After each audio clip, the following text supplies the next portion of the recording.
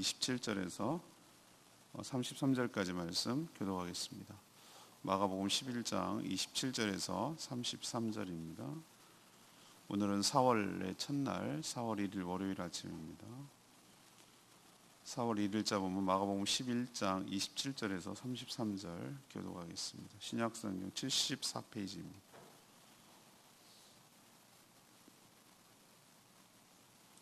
그들이 다시 예루살렘으로 들어가니라.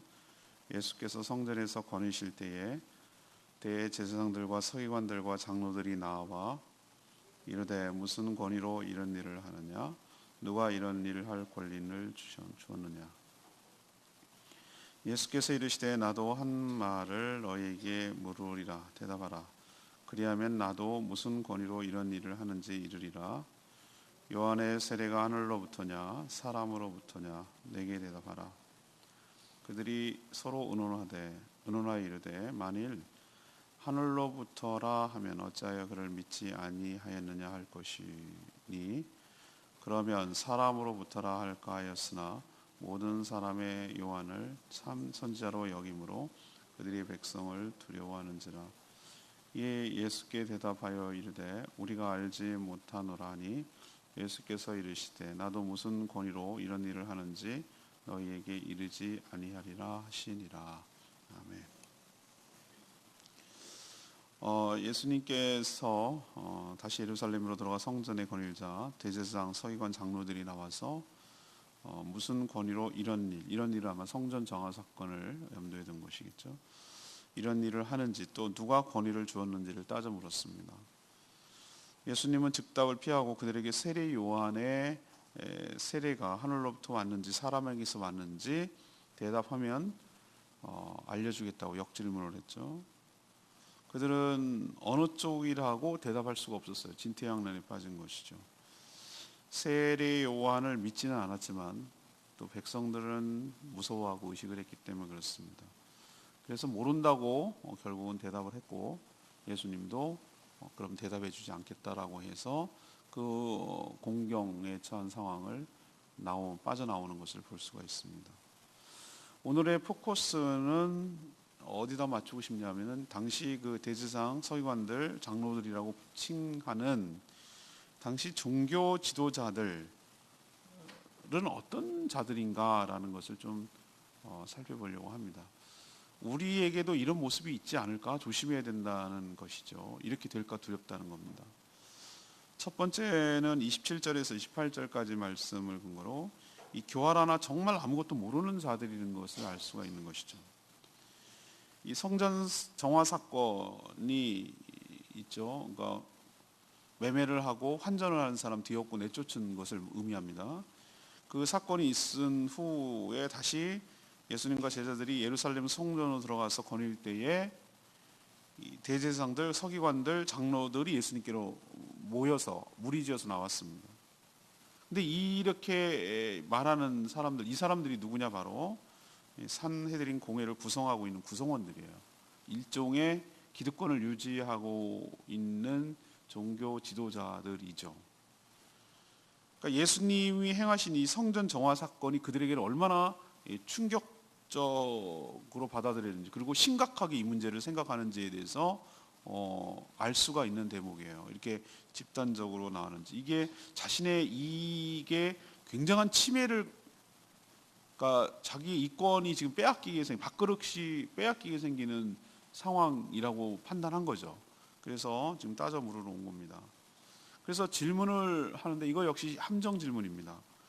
질문은 두 가지지만 서로 이건 같은 맥락에서 같이 연결됐다고 볼 수 있어요. 두 가지죠. 하나는 무슨 권위로 이런 일이란 성전 정화를 말하는 겁니다. 또 하나의 질문은 그 권위를 누가 주었냐는 거죠. 무슨 권위로 이걸 하느냐? 그 권위는 누가 줬느냐? 근데 이게 왜 함정 질문입니까? 만약에 하늘로부터 이 권위를 내가 부여받았다. 난 하나님의 아들이다.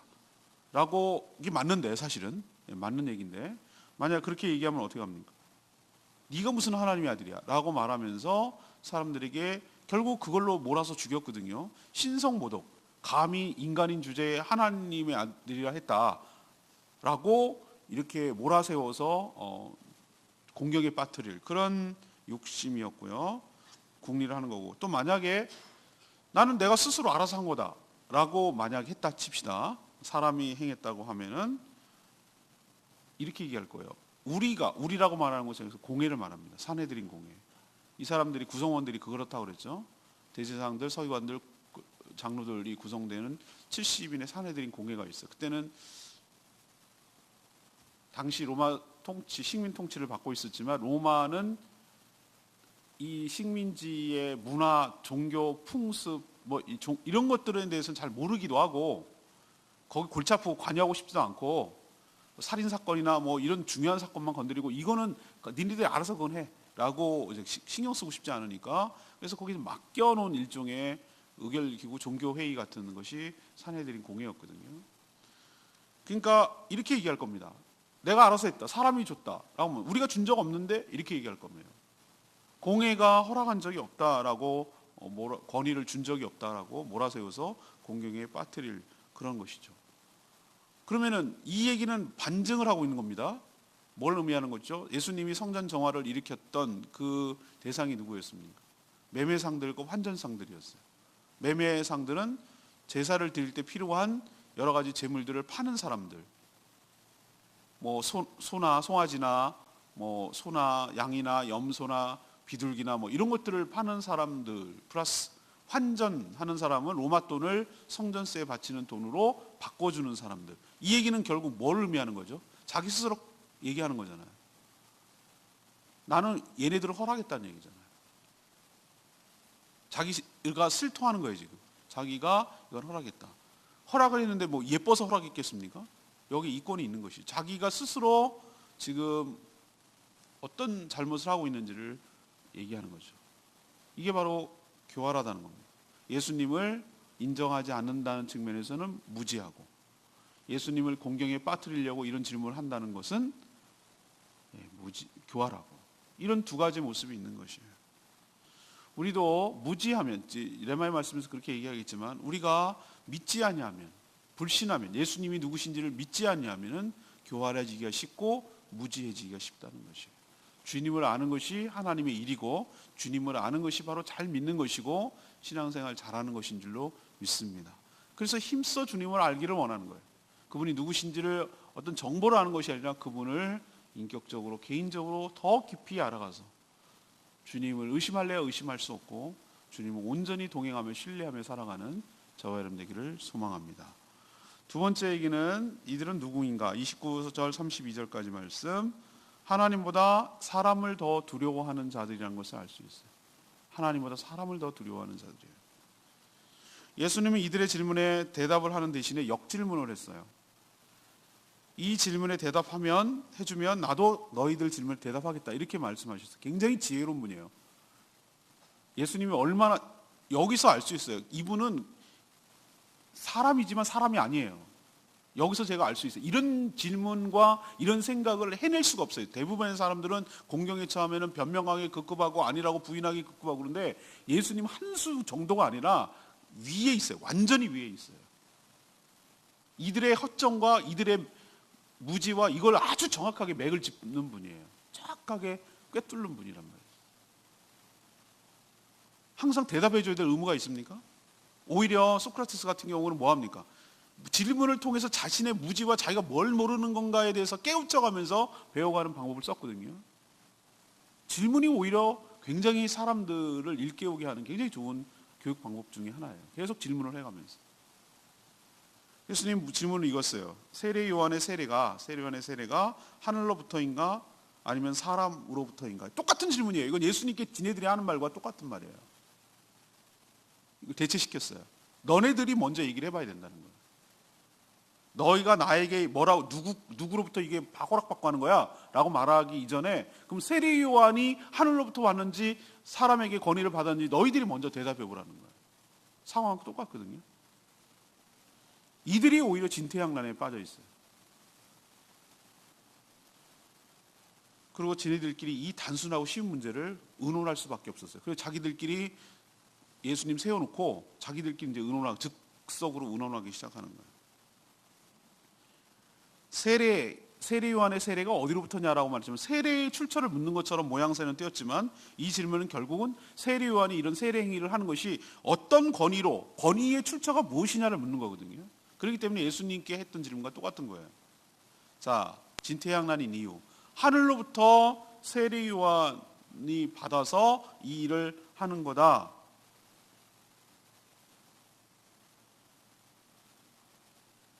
이렇게 되면 뭐가 문제가 되는 거죠? 그들은 세례 요한을 믿지도 인정하지도 않았거든요. 그리고 세례 요한이 한 일이 무엇입니까? 회개하라고 그랬잖아요. 회개의 증표로 세례를 받는 거라고 그랬잖아요. 물 세례를. 그렇죠? 근데 이들은 주로 어디를 중심으로 활동하고 지금 이들은 어디에 있습니까? 현재 성전에 있습니다. 이들이 생각하는 범위를 왜 세례 요한을 인정하지 않고 세례 요한을 거부했습니까? 자기 밥그릇이 문제가 됩니다. 이들이 생각하는 죄사함은 어떻게 옵니까?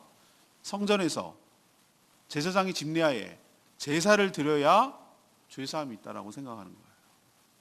근데 만약에 세례 요한을 인정해 버리면 우리가 드리는 제사는 무의미하고 의미가 없고 용납해 버리는 순간에 뭐가 되는 거죠? 자신이 하는 일들이 허무해지는 것이죠. 그리고 저쪽으로 옮겨가도 되는 것이죠. 그 느낌 아시겠습니까? 이게 그런 관련이 있는 거예요. 그러니까 세례 요한을 인정할 수가 없는 거예요. 근데 하늘로부터 왔다 그러면 뭐라고 말하는 거죠? 너는 하늘로부터 왔다고 하는데 왜 세례 요한의 세례를 인정하지도 않고 믿지도 않느냐라고 분명히 얘기할 것 같고, 자기들 생각에. 자, 거꾸로 그러면 사람에게로부터 왔다. 지가 하는 거다.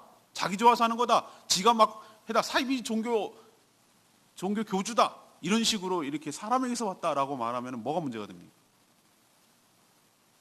당시 유대에 있는 많은 사람들이 세례 요한을 어떻게 합니까? 선지자로 아는 거예요. 선지자.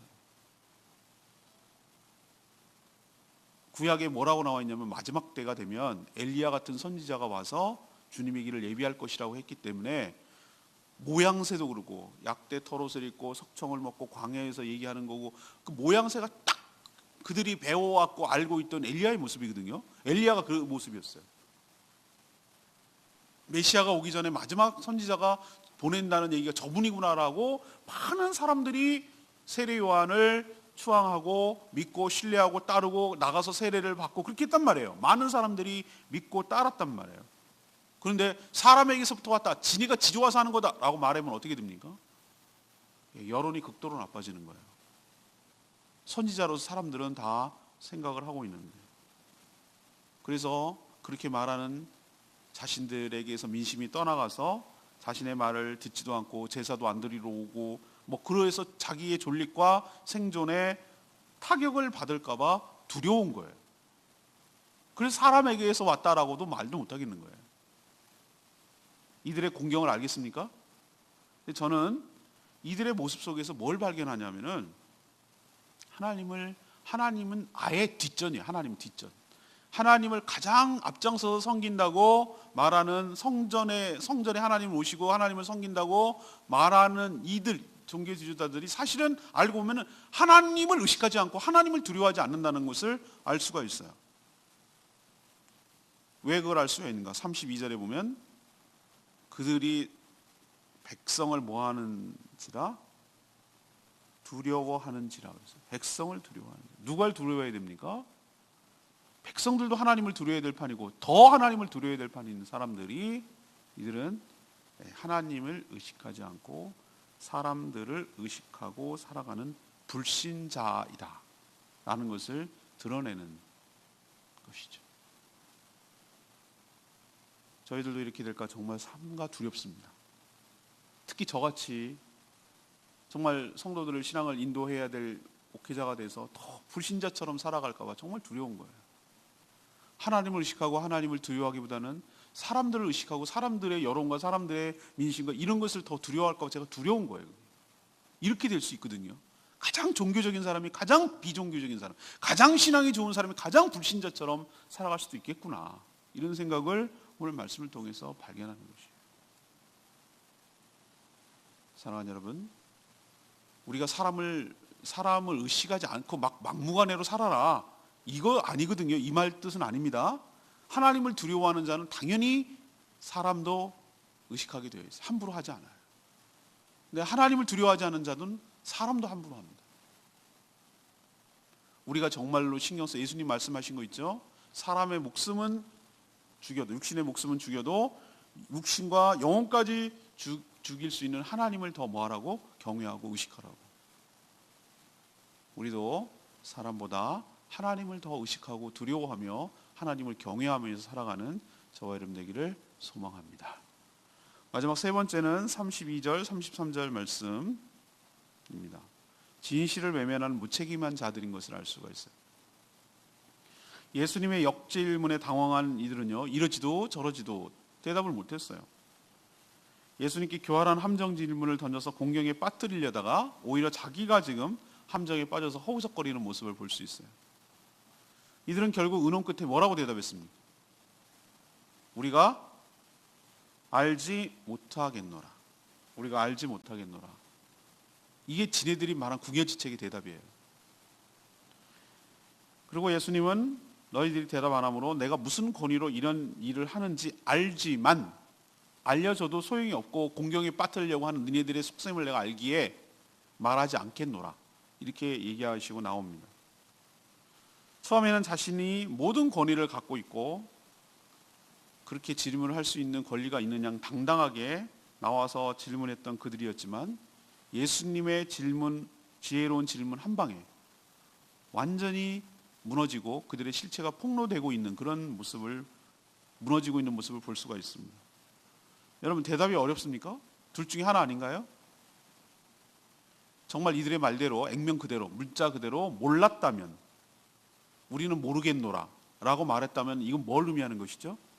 과연 이것도 제대로 모르면서 백성들을 가르치고 인도할 자격이 있는가 라는 뜻이 되는 거잖아요. 그죠? 몰랐다, 우리가 이것도 모른다, 모르고서 뭘 가르치냐 말이죠.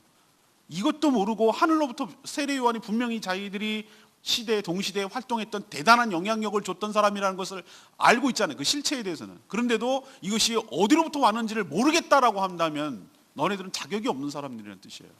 스스로 정말로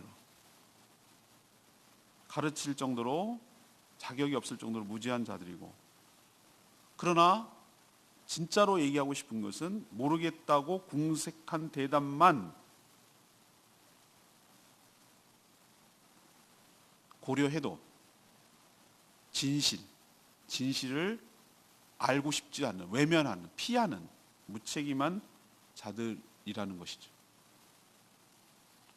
권위의 출처도 모르면서 당신의 출처가 무엇이요? 라고 묻는 것 자체, 자신들이 마치 권위를 갖고 있는 것 자체, 있다고 생각하는 것 자체가 모순이죠. 이들의 실체가 여기서 커밍아웃 되는 것이에요. 자신의 기득권을 침해하는 예수님이 싫어서 배척하려는 것, 자기의 권위를 사용해서 배척하려는 것이지 진정한 권위가 무엇인지를 드러낼 의지는 없는 거예요. 그냥 자신의 권위를 지키고 싶은 거예요.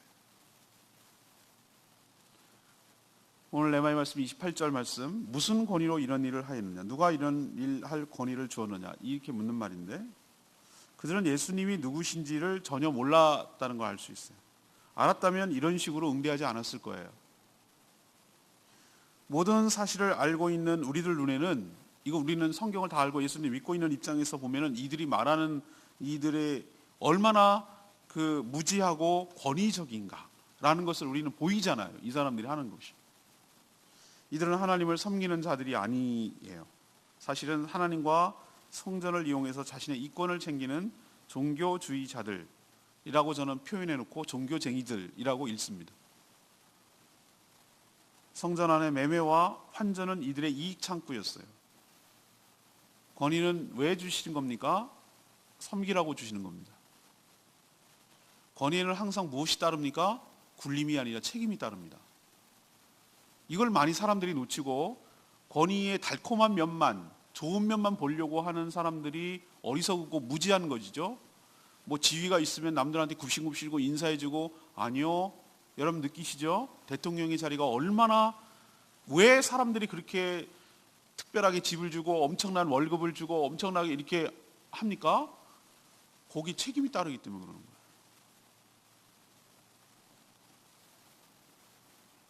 굴림만 하고 무책임을 안 지려고 하는, 굴림만 하고 알고 싶지 않고 무지한 사람을 누가 존경하고 따르겠냐는 거죠.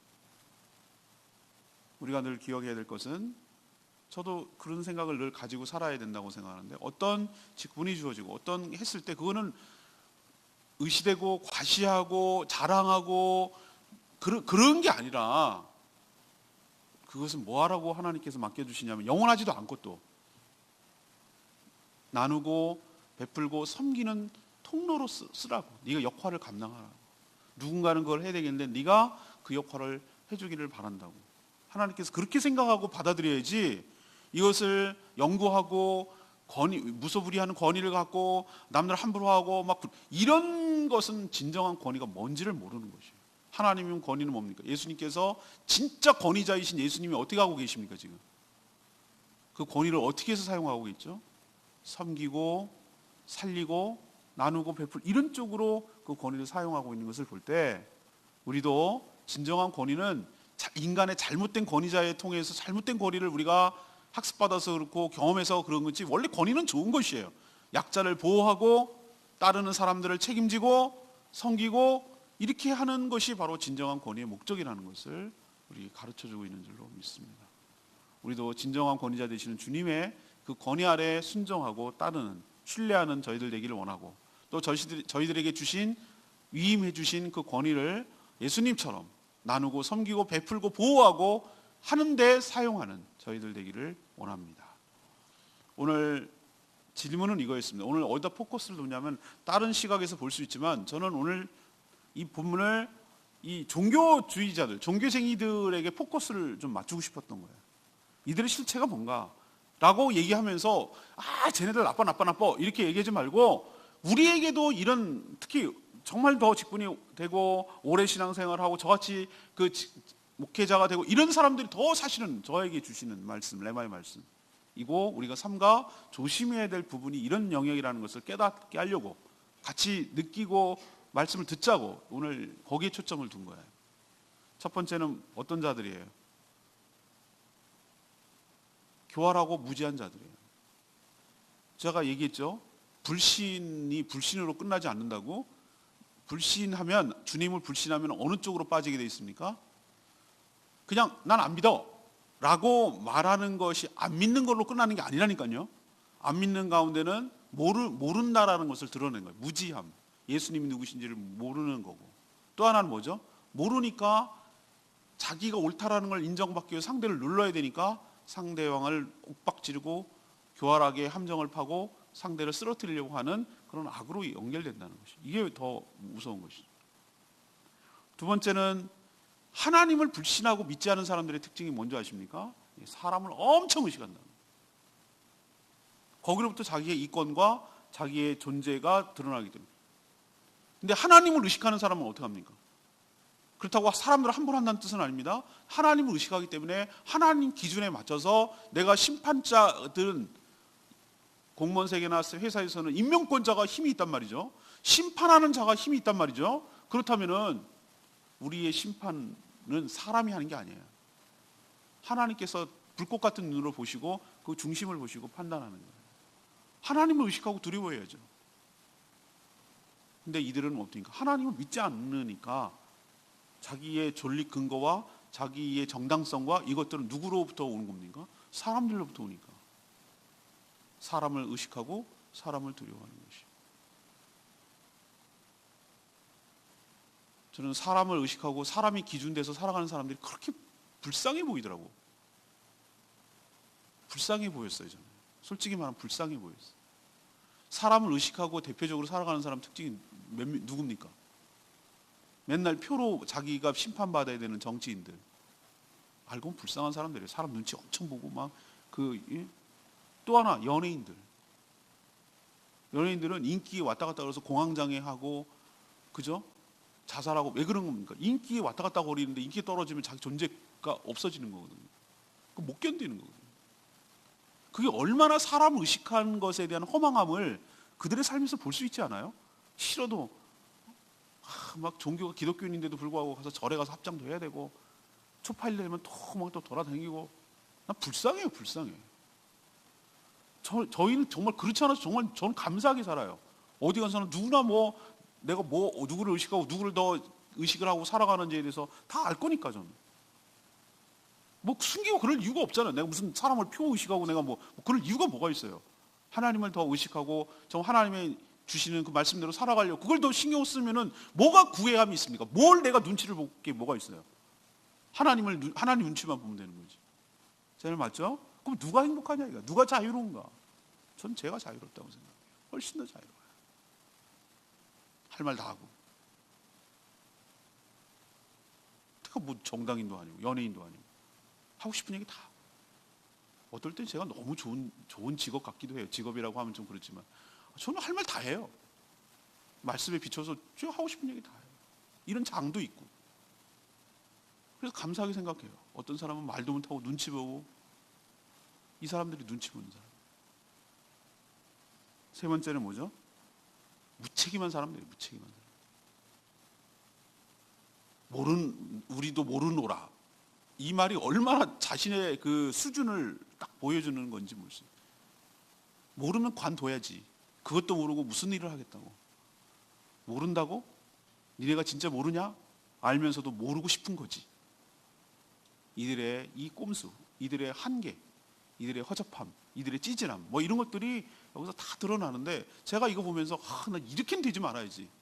정말 이렇게 살지는 말아야지라는 생각을 또 다짐하고 또 다짐해 봅니다. 여러분도 오늘 말씀 보고서 나에게 이런 모습이 있지 않도록 하나님을 의식하고 하나님을 경외하고 하나님만 의존하고 하나님만 의지하고 그렇게 자유롭게 당당하게 살아갈 수 있기를 그렇게 간절히 바랍니다. 오늘 말씀 붙들고 기도하기 전에 30장 찬양집 30장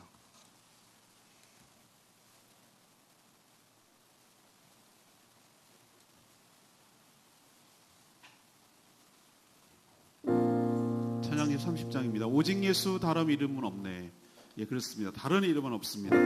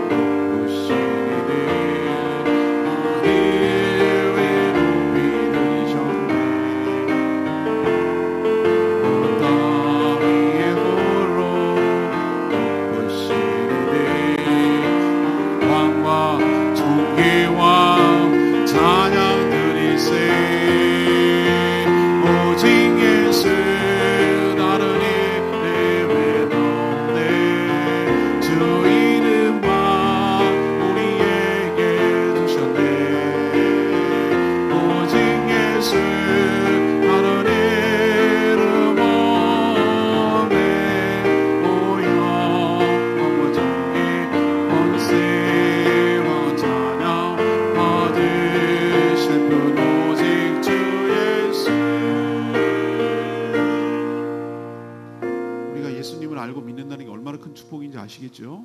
모르게 되면 이런 현상이 나타납니다. 불신이 곧 죄예요. 불신이 큰 죄예요. 불신하니 교활해지고 무지해지고 번이 운운하면서 윽박지르려 배척하고 영접하지 않는 이 자체가 끝없는 죄를 양산하는 것입니다.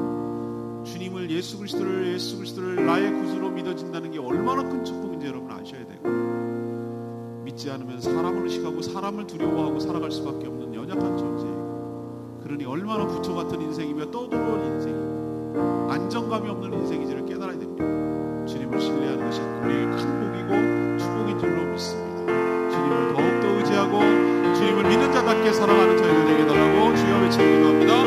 주여 아버지 오직 예수 나를 이름에 놓네 주 이름만 우리에게 주셨네 오직 예수 나를 이름 없네 오 영광과 존귀 권세와 찬양 받으실 분 오직 주 예수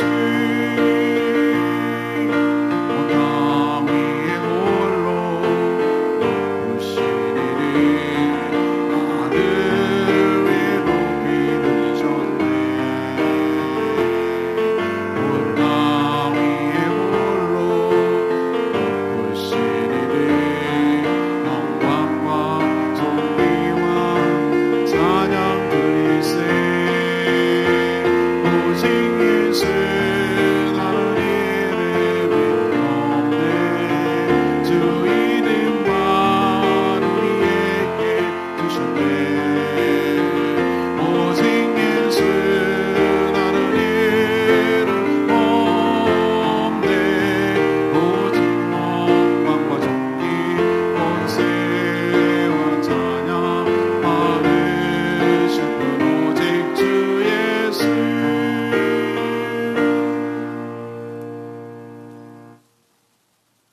하나님, 예루살렘 성전을 중심으로 활동하는 종교주의자들 보면서 참 두렵고 떨립니다. 저희도 이런 모습이 있을까 두렵습니다. 최고의 권위를 가지신 주님조차 몰라보고 주님 앞에서 권위를 운운하며 출처를 묻는 어처구니 없는 짓을 하지 않게 하여 주시옵소서. 하나님을 섬긴다고 하면서 자신의 이익만 챙기게 하여 주시지 않게 하여 주시옵소서. 하나님보다 사람을 더 두려워할까 심히 염려됩니다. 진실을 직면해도 비겁하게 회피하고 무책임한 태도를 취할까 두렵습니다. 영안이 열리게 하시고 주를 보게 하여 주시옵소서. 늘 말씀을 통해 자신부터 살피는 저희들 되게 하여 주시옵소서. 지난 한 달도 주님의 은혜 가운데 살았습니다. 4월의 첫날 이 한 달도 주님 손에 올려드립니다. 이번 달 주님의 사순절을 지나며 고난주간을 통과하고 찬란한 부활절을 맞이할 수 있도록 저희들이 준비하게 하여 주시옵시고